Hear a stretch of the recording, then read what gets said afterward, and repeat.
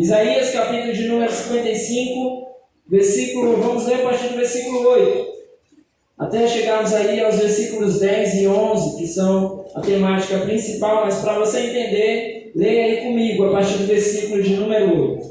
O texto diz assim: pois os meus pensamentos não são os pensamentos de vocês, nem os seus caminhos são os meus caminhos, declara o Senhor. Assim como os céus são mais altos do que a terra, também os meus caminhos são mais altos do que os seus caminhos, e os meus pensamentos mais altos do que os seus pensamentos. Assim como a chuva e a neve descem dos céus e não voltam para eles, sem regarem a terra, e fazerem-na brotar e florescer, para ela produzir semente para o semeador e pão para o que come, assim também ocorre com a palavra que sai da minha boca. Ela não voltará para mim vazia, mas fará o que desejo e atingirá o propósito para o qual a enviei. Senhor, essa é a tua palavra. Nós nos colocamos em tua presença nessa hora, pedindo da tua direção, do teu auxílio, da tua instrução, da tua graça e do teu favor, para que venha, Senhor, nos mover grandemente, Senhor, em direção àquilo que o Senhor espera de nós. Fala, Senhor, aos nossos corações, tu que sonda e conhece cada um de nós. Fala, Senhor, no íntimo do nosso ser. Nos conduz individualmente, nos conduz coletivamente enquanto igreja, Senhor, em direção àquilo que o Senhor espera de cada um, Senhor. Em nome de Jesus, move-nos através do poder do Teu Espírito nessa noite. Oramos e repreendemos tudo que não preste, que não veio do Senhor, todo pensamento ruim, todo medo, toda apreensão, toda ansiedade, toda dor. Nós oramos e repreendemos nesse lugar das nossas vidas e das nossas mentes nessa hora. E pedimos ao Senhor nessa noite que mais uma vez apenas a Tua palavra, Senhor, o Teu Santo Espírito tenha um lugar para agir e reinar no meio de nós. Amém e amém. Bom, meus irmãos, a palavra de Deus é fundamental. A palavra, ela perpassa toda a criação. Você pega lá Gênesis capítulo 1 e você vai ver Deus criando através da palavra. Ele utiliza a palavra em todas as relações da sua criação. Nós vemos a palavra também determinando a comunicação entre Deus e os homens. A oração, ela é manifesta através de expressões, de palavra.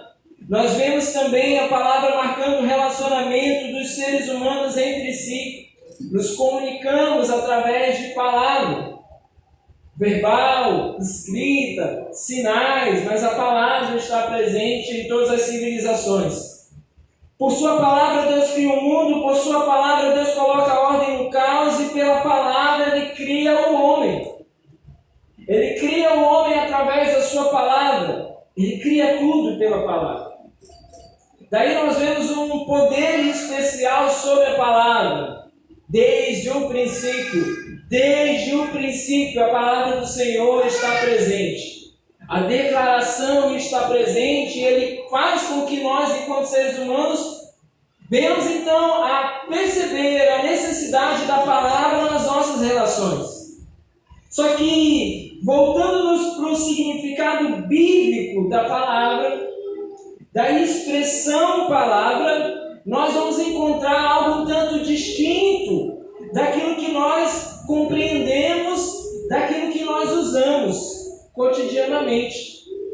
A expressão palavra, biblicamente, o hebraico da expressão, ou da palavra, é dabar. E dabar significa mais do que algo falado. Nós vamos ver que a palavra dabar não se perde no ar. Como assim, pastor? Dabar é muito mais do que uma expressão que sai. Dabar é algo concreto. Tão concreto quanto um tijolo. Imagine você. Palavras, expressões voando no ar. Tendo impacto. Você consegue pensar nisso? Quando eu digo para você que a palavra bíblica, o hebraico dabá é tão concreto quanto um tijolo, você precisa começar a forçar a sua mente e entender isso. Fale alguma coisa e entrará pelos ares com poder, com impacto. Vai causar alguma coisa. A palavra de Deus, ainda mais. Meus irmãos, quando a gente usa, por exemplo, a expressão, os judeus usavam shalom, a gente usa paz. Meus irmãos, quando se usa a expressão shalom, é muito mais do que dizer paz a alguém, como quem diz bom dia. É muito mais do que simplesmente pronunciar uma palavra sem substância. É muito mais do que dizer alguma coisa ao vento.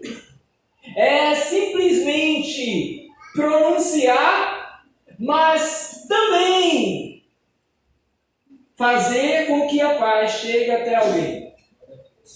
Então não é só falar paz. Não é só falar shalom. Eu vou fazer tudo para que a paz chegue até você. É assim que é biblicamente. Eu vou fazer tudo. Aí a gente tem que tomar cuidado. Quando quadrangulares, né? Paz. Paz seja convosco, meus irmãos. E aí pronunciar paz, mas trabalhar contrariamente à paz não dá. Pronunciar paz e por trás está destruindo a vida de alguém não dá. Pronunciar paz e virar a cara e dizer, isso aí não vale nada. Não dá. Dabá é a expressão com peso concreto. É trabalhar para que as coisas possam acontecer de fato. E é assim que Deus pronuncia a sua palavra. É assim que a palavra de Deus é pronunciada. E assim nós deveríamos entender também, para que nós pudéssemos viver essa palavra. Um autor chamado Hans Seyer, ele disse o seguinte: a palavra de Deus é mais do que discurso de Deus, é ato de Deus, pois Deus age por sua palavra e fala por suas ações.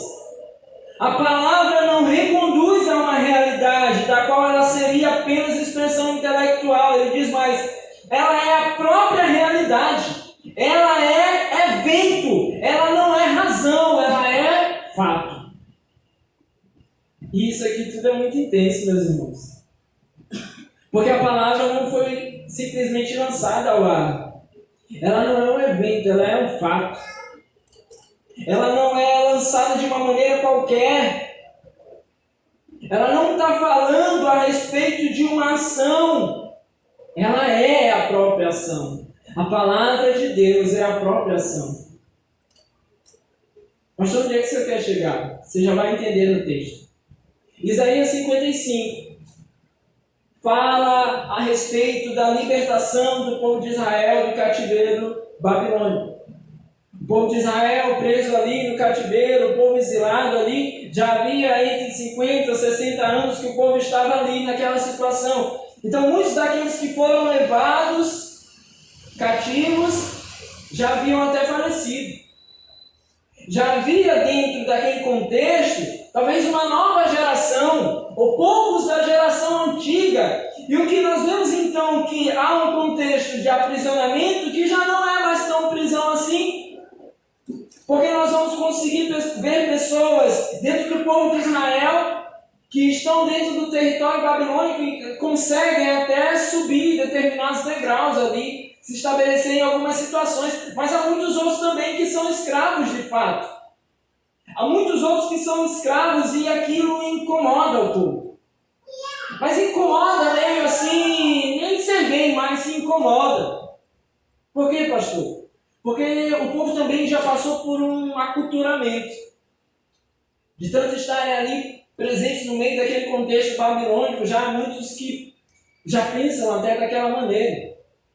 Então, quando o profeta começa a falar, quando ele começa a anunciar o que nós vamos ler aqui, que Deus vai transformar a situação daquele povo, que Deus vai tirá-los de lá, a expectativa já não é mais a mesma. Talvez foram para lá um dia dizendo assim, olha, cremos em um Deus que vai nos tirar daqui. Mas já se passaram 50, 60 anos e as pessoas já não creem mais tanto assim. O que muitas vezes acontece com a gente, muitas vezes a gente entra numa situação complicada e no começo a gente está lá fervoroso, dizendo, eu creio que Deus vai mudar essa situação. Mas aí vai passando o dia, vai passando o tempo, situações novas vão aparecendo e parece que aquela ali continua no mesmo lugar. E parece que chega um momento em que a gente diz assim, já me entreguei na mão de Deus mesmo. E esse entregar na mão de Deus da gente é bem complicado, porque muitas vezes a gente usa ele para dizer assim, já abri mão. Muitas vezes o que a gente diz que está entregando na mão de Deus, a gente está dizendo para ele, na verdade, é que já não crê tanto nele assim. Infelizmente. Então muitas vezes a gente passa por situações como o povo passava aqui. O profeta começa a falar e talvez o povo já não acredita tanto. Já tem os escravos, mas tem os que não são tão escravos assim. Tem os aprisionados, mas tem os que não são tanto assim. Alguns já conseguiram voltar para a terra, outros ainda estão presos ali. Uns conseguiram crescer, outros não, e está tudo meio mais ou menos. Mas eu já estou me acostumando com mais ou menos. E é isso que muitas vezes acaba acontecendo no meio de nós. E esse era o contexto onde o profeta Isaías começa a declarar essas palavras que nós lemos. Ele começa a falar a respeito de um Deus que tem intenção de tirar aquele povo dali. Mas, meus irmãos, você vai reler esse texto comigo, para que você possa entender o que eu estava falando para você. Pois os meus pensamentos não são os pensamentos de vocês, nem os seus caminhos são os meus caminhos, declara o Senhor. No versículo 8 ele diz, talvez vocês estejam pensando que eu não estou mais nem aí para vocês, mas os meus pensamentos não são iguais aos pensamentos de vocês. Talvez vocês estejam achando aí que vai ficar por isso mesmo, porque um dia vocês chegaram aí achando que eu ia tirar vocês rapidamente, e o tempo já passou e vocês continuam aí. E vocês estão achando que vai ser tudo assim daqui por diante, mas os meus pensamentos não são iguais aos pensamentos de vocês. Ele segue dizendo, assim como os céus são mais altos do que a terra, também os meus caminhos são mais altos do que os seus caminhos, e os meus pensamentos mais altos do que os seus pensamentos. O que o Senhor declara àquele povo é que há um nível de compreensão da parte dele muito maior do que o da parte do povo. Meus irmãos, há um nível de compreensão acerca das coisas que você está vivendo muito maior da parte de Deus do que você e do que eu. Só que às vezes a gente pega o nosso pensamento como totalidade e diz assim, não tem mais jeito. A gente pega os nossos pensamentos e diz assim, isso aqui não tem possibilidade de mudança. A gente pega os nossos pensamentos e diz assim, não, o caminho é esse mesmo. Não tem para onde voltar. Não tem saída, não tem solução, e muitas vezes estamos declarando que é assim, e vai ser assim. Mas o que o Senhor está dizendo é que, assim como os céus são mais altos do que a terra, os caminhos deles são maiores do que os nossos, e os pensamentos deles são maiores do que os nossos, mais altos do que os nossos. Amém? Amém. Isso tudo tem relevância aqui. Porque a primeira coisa que Deus fala é, olha para mim. Não estou no mesmo nível que você. Você está preocupado? Eu entendo. Mas eu não estou preocupado, declara Deus. Você começa a entender isso agora? Na hora que a gente se vê aflito, meu irmão, Deus não está aflito. Deus não está aflito. A gente olha para as situações do nosso país, por exemplo, e muitas vezes a gente pega assim, que momento preocupante. E a gente pensa assim, Deus deve estar se revirando no trono dele lá. Não está. Não está intranquilo, não está preocupado. Os pensamentos dele são mais altos do que os nossos. Glória a Deus. Ele não está assustadinho. Começou o ano e o pessoal dizendo assim, vendo as situações que estavam acontecendo e saía na TV. E o pessoal, que ano! Que ano horrível! Talvez você tenha orado e dito assim, ei Deus, você não está vendo aí não? E Deus disse, estou. E já vi outros. E já vi até os que você ainda não viu. Mas estou de boa. Sabe por quê? Talvez a nossa incapacidade de compreender as coisas no nível que Deus compreende, a gente tenha andado assustado com as situações da nossa vida. Mas é por isso que nós precisamos começar a entender o poder da palavra de Deus. Porque ele vai falar agora no versículo 10: assim como a chuva e a neve descem dos céus e não voltam para eles sem regarem a terra e fazerem-na brotar e florescer, para ela produzir semente para o semeador e pão para o que come, assim também ocorre com a palavra que sai da minha boca. Ela não voltará para mim vazia, mas fará o que desejo e atingirá o propósito para o qual eu a enviei. Meus irmãos, quando o Senhor declara isso aqui, através da boca do profeta, ele não traz apenas uma promessa da parte de Deus. E digo uma promessa como muitas vezes nós pensamos, a promessa é como algo longínquo. Muitas vezes nós pensamos a promessa como algo distante, e às vezes até pensamos a promessa como algo que pode ser desfeito. Mas aqui não é meramente uma promessa, porque quando Deus fala, mais do que algo prometido, Deus declara aquilo que vai acontecer. Mais do que dizendo, olha, talvez possa estar por vir, ele diz, está por vir, espere. É isso que Deus faz com a sua palavra. Aí às vezes a gente escuta a promessa de Deus e diz, será? E para Deus não tem será, tem eu disse, eu falei, eu declarei. E aí ele, para justamente deixar isso bem claro para aquele povo, ele usou uma ilustração muito simples, que para aquele povo ali era mais simples ainda do que para nós hoje. Porque a gente vive aqui em São Luís Maranhão, meu irmão. E a gente sabe, já começou a chegar. Chuviscou aí essa semana, e daqui para o Natal vai chover uma bem bonita. E a gente já está sabendo. E o primeiro semestre vai chover todo, em junho chove um pouquinho para molhar os boi, e chove um pouquinho em julho, e depois agosto, e começa a estiagem, a gente vai passar mais um período sem chuva. Mas a gente sabe que quando a chuva chega, até quando trabalhando, ela vem com gosto. Mas o povo de Israel não. O povo de Israel vive num território desértico. E chuva para eles é precioso. É algo esperado, aguardado, necessário e vital. E eles esperavam como ninguém. Aqueles períodos ou que a chuva caía, ou que o salmista declara isso, que a neve descia do cume dos montes.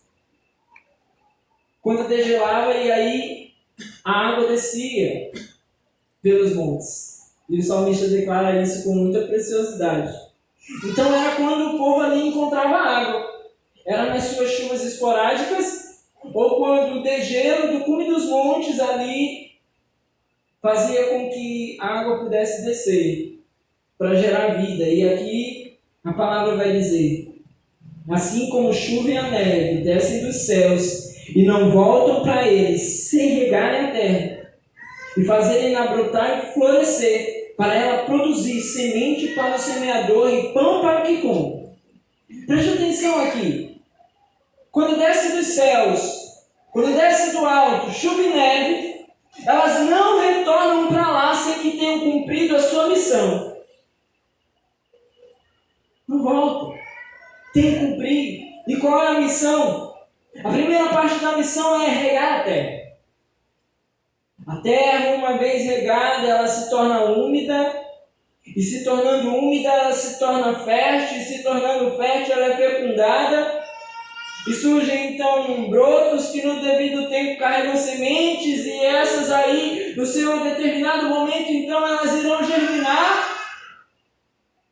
E aí você vai ver aquele ciclo de vida ali se cumprindo, acontecendo. Você vai ver as coisas surgindo, porque a chuva desceu, a neve degelou. Aí você vai ver aquilo acontecendo. Todo ciclo. Todo ciclo. E o que o profeta diz aqui? O profeta diz, da mesma maneira, a palavra do Senhor não volta sem cumprir a sua missão. Da mesma maneira. E o que é da mesma maneira? Da mesma maneira, a palavra de Deus, com a chuva, vai cumprir a sua missão, gerando vida. Torna úmida a terra que era seca. Permite que sementes sejam lançadas. Permite que a vida comece a surgir dali. Permite que um ciclo possa acontecer.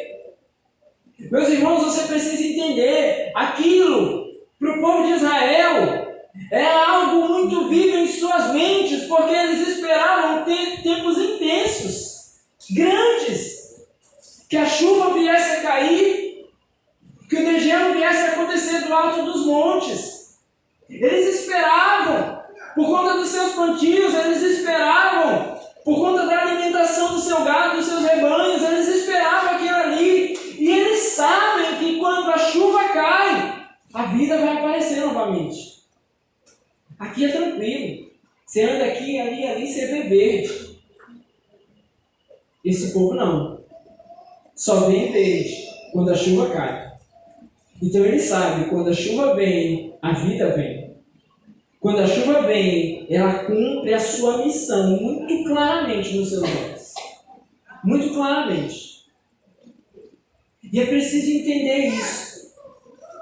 A palavra liberada por Deus é a certeza da transformação do estado no qual aquele povo se encontra. Quando o profeta fala isso aqui, ele fala para que esse povo entenda.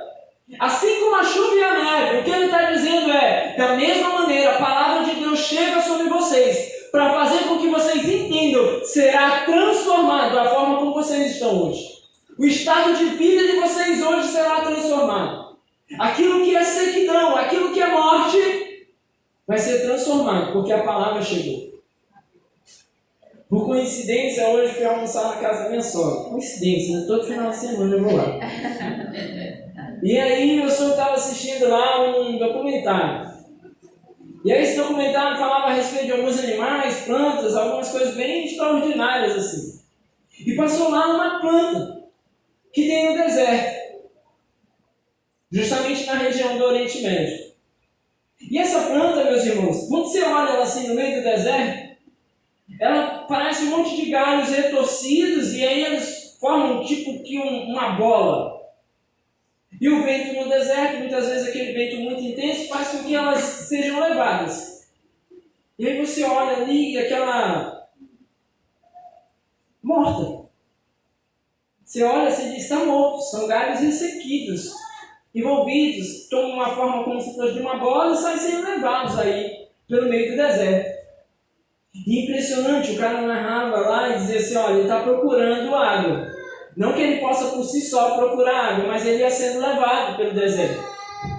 E em algum momento, aquela planta encontrou água. Meus irmãos, não sei qual de vocês já viram esses documentários, aquela coisa assim de perto, que eles passam assim bem rapidinho, assim, um tempo longo. É impressionante. Quando aquela planta encontrou água, ela começou, e aí o cara diz lá, ressuscitar. Ele diz no vídeo. Porque a impressão é essa. Está ressuscitando algo que antes era morto. Porque se você olha aquela planta, você diz, está morto. Mas quando ela encontra água, ela toma vida novamente. Por quê? Aí explica lá no documentário.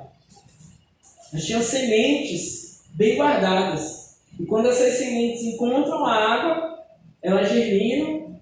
Aí dão rapidamente, cerca de 2 a 3 semanas, essa planta ela cresce, É só o tempo dela se reproduzir.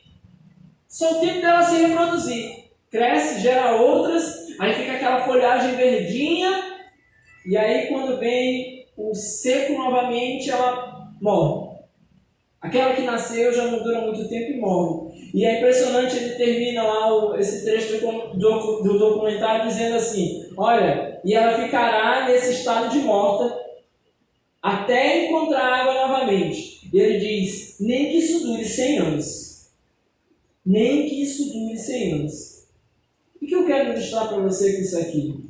Meus irmãos, quando a palavra de Deus chega, assim como a água, assim como a neve, que o profeta Isaías declarou, ela traz vida novamente àquilo que a gente achou que não viveria mais. Por que isso é tão importante? Porque você está aqui nessa noite, talvez achando que tem áreas da sua vida que morreram, que não tem vida mais. Talvez seu casamento, talvez seu ministério, talvez a relação com seus pais, talvez a relação com seus filhos, talvez uma área onde você empreendeu um dia, ou tantas outras coisas que você pode ter chegado aqui hoje, nessa noite, dizendo assim, está morto. Mas o que a própria palavra nos diz nessa noite é que quando a palavra do Senhor chega, aquilo que era morto tem vida. Glória a Deus. Aquilo que um dia foi dado como sem solução é transformado porque a palavra de Deus chegou. A palavra tem poder, meus irmãos. A palavra transforma. O que eu quero dizer para você aqui nessa noite é que não vai dar para você acreditar em vida transformada sem crer numa palavra que transforma. Você precisa sair daqui nessa noite crendo nessa palavra que gera vida, crendo nessa palavra que gera transformação, crendo nessa palavra que muda as situações, porque ele diz, a minha palavra não voltará para mim vazia, mas fará o que desejo e atingirá o propósito para o qual eu a enviei. Assim diz o Senhor. Não há homem que barre o poder da palavra de Deus, amém? Amém? Não há homem, não há situação que barre o poder da palavra de Deus. Se ele disse, vai se cumprir. Se ele falou, vai acontecer. Se está escrito, não há nenhum homem que se coloque contrário a ela, que possa dizer, vou dar um jeito. Não vai. E nós precisamos começar a ser mais crentes na palavra de Deus. Mais confiantes na sua palavra. Mas temos fugido dela.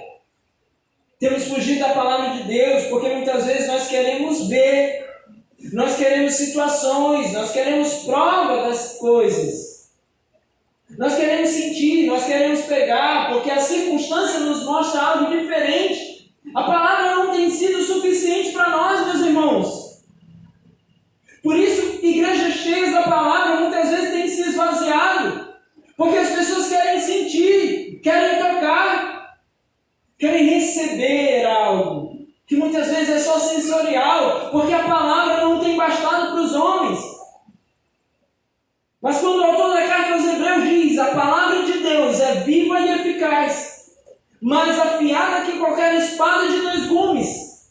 Ele diz, ela penetra ao ponto de dividir alma e espírito, juntas e medulas, e julga os pensamentos e intenções do coração.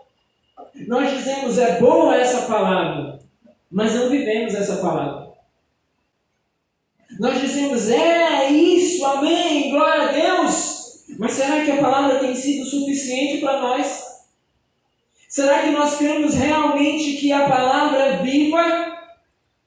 E o que é ser viva, meu irmão? Você lê a palavra como viva, ou você lê a palavra como morta? Você lê a palavra e diz assim, eu creio naquilo que o Senhor diz, acredito naquilo que Ele anuncia, se deixa mover e transformar por ela. Você crê que ela é viva e diz assim, ei, eu preciso mudar, porque ela está me confrontando aqui.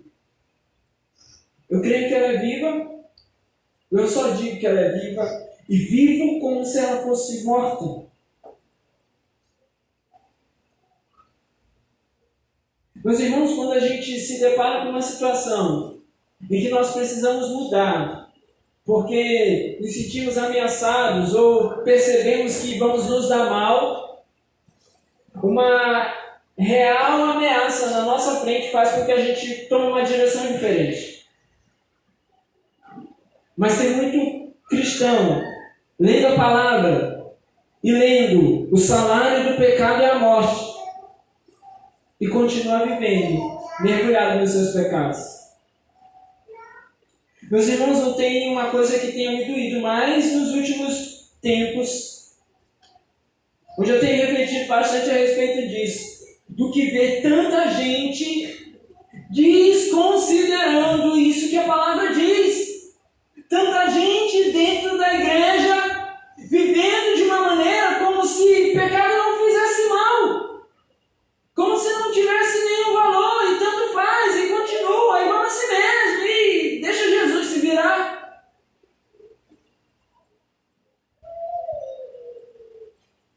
Tem me doído tanto.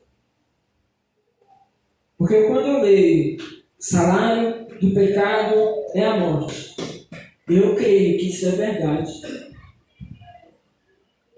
E me assusta.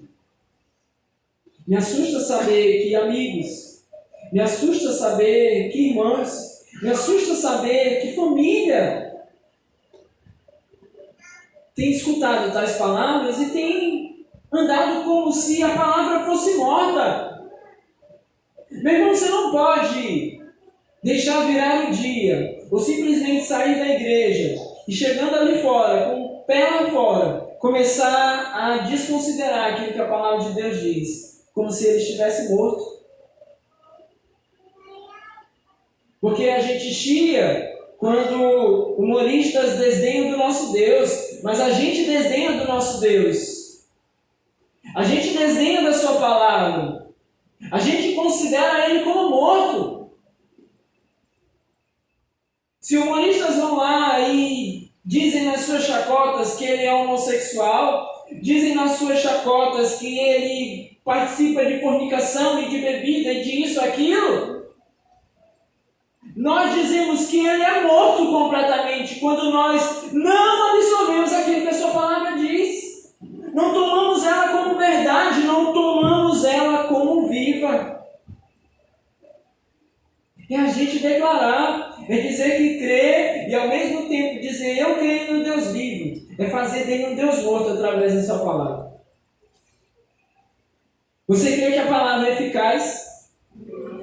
Você sabe o que significa eficaz?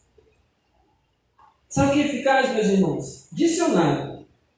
Aquilo que tem a virtude de produzir o resultado pretendido sem carecer de outro auxílio. Eficaz é aquilo que só depende de si, não precisa de outro. Seu chefe chegar para você e dizer, você é muito eficaz, quer dizer que você está dando conta do recado. Se tem faltado eficácia, você está precisando de gente para fazer aquilo que você não está conseguindo fazer. A palavra de Deus é eficaz, ela não precisa de outra coisa. Ela não precisa de aditivos.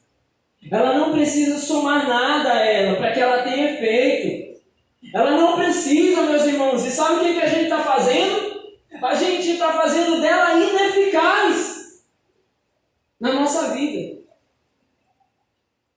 Quando a gente lê a palavra e diz assim, não, mas eu preciso de outra coisa, mais forte.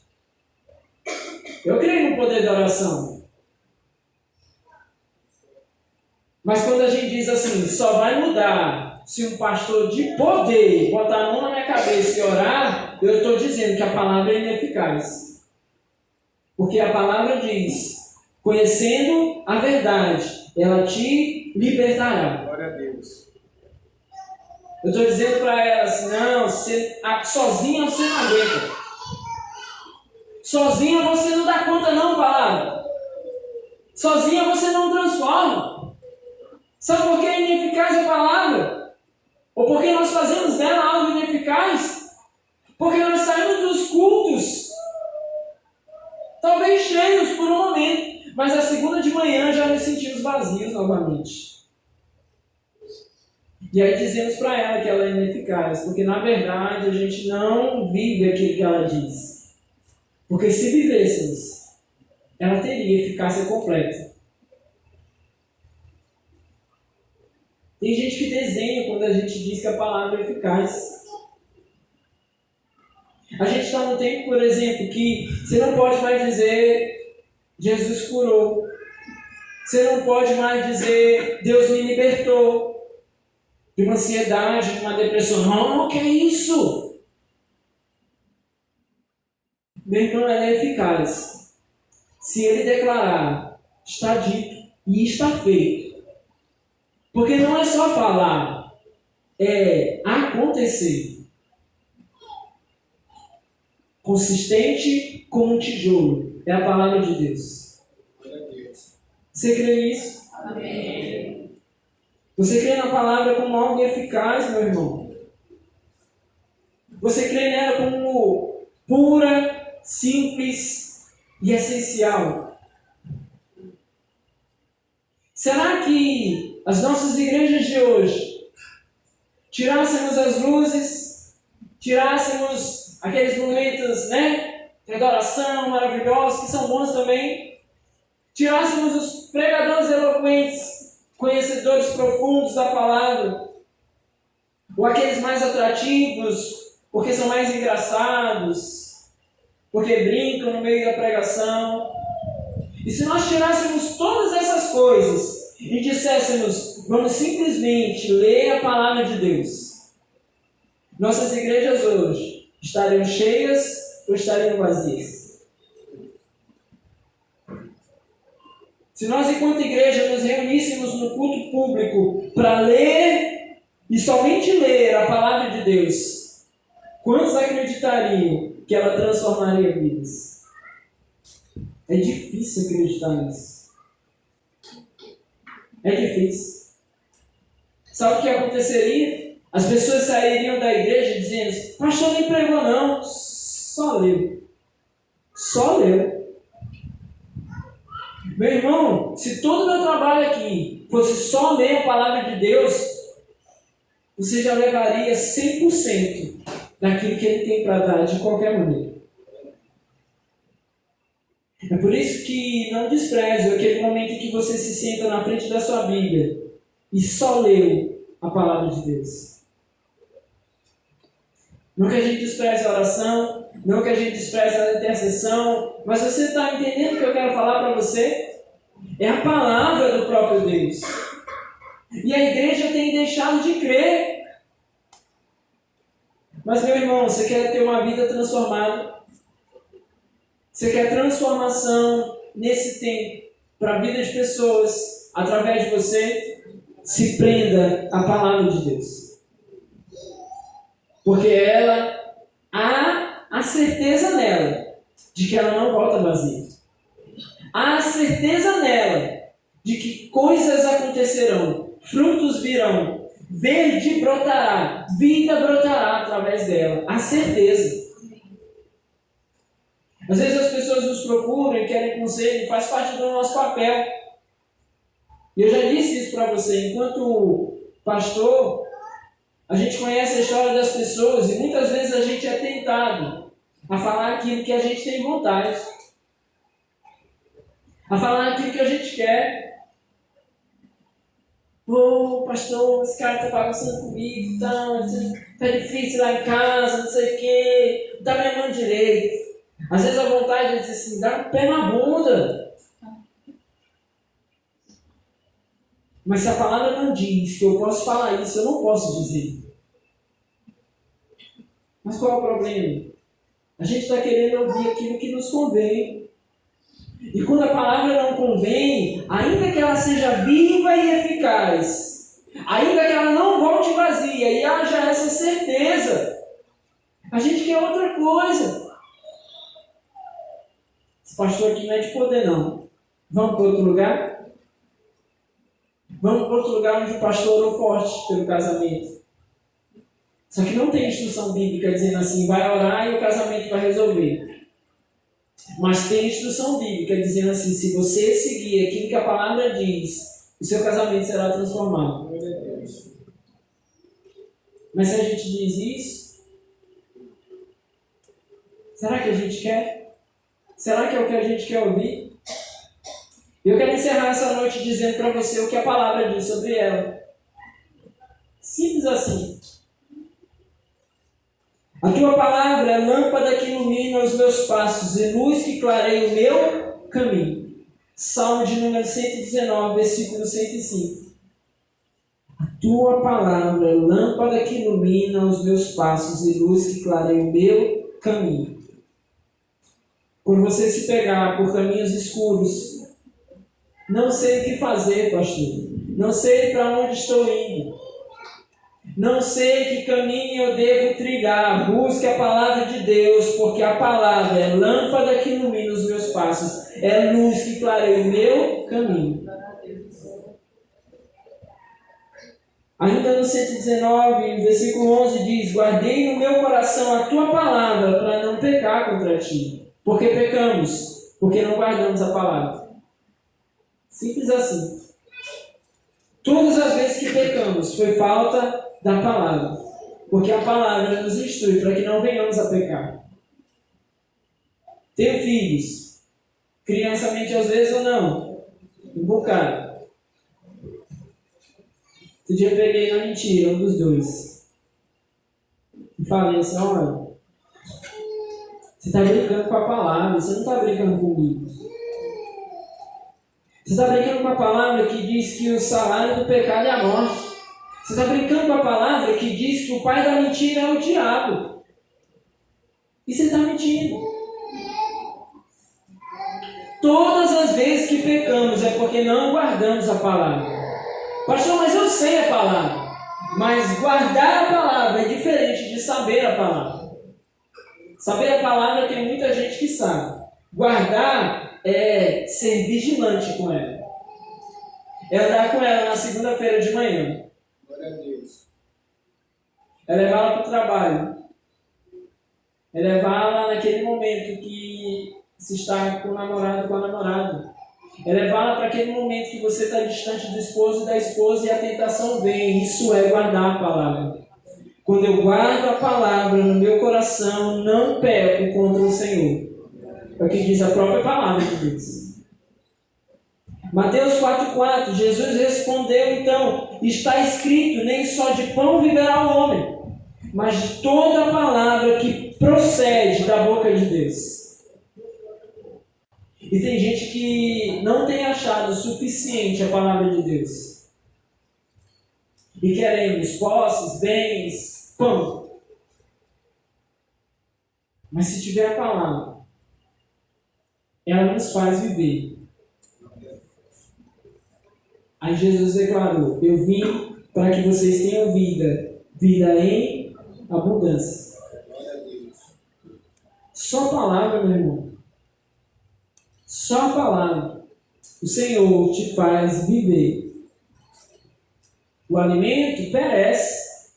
Come agora, daqui a pouco você tem fome e precisa de novo. E se em algum momento não tiver mais, a morte chegará fatalmente. Mas a palavra de Deus nos dá vida eterna. Glória a Deus. Vida eterna. Alimento que não perece. João 17, a palavra diz: santifica-os na verdade. A tua palavra é a verdade. Como nos tornar santos, pastor? Conhecendo e vivendo a palavra de Deus. Como sermos santificados através da palavra de Deus. Como eu abandono a fornicação? Palavra de Deus. Como eu abandono a masturbação? Palavra de Deus. Como eu abandono essa minha vida de pecados? Palavra de Deus. Não pode um homem vencer o pecado sem a palavra. E precisamos ser santificados. Porque sem santidade ninguém verá a glória de Deus.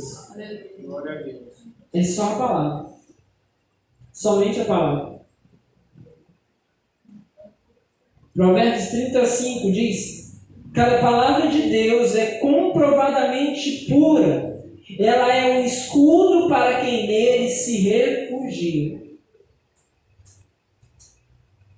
Comentava ontem com uma reunião com os líderes de célula e estava dizendo para eles: as pessoas têm medo de ser líder e têm medo de receber célula na sua casa e têm medo de orar pelos outros. E por que nós criamos esse medo? Porque a gente criou um mito de que somos retaliados pelo inimigo. Tá difícil lá em casa porque eu estou sendo retaliado direto. Eu imagino assim, a pessoa que pensa nisso num Deus bobo.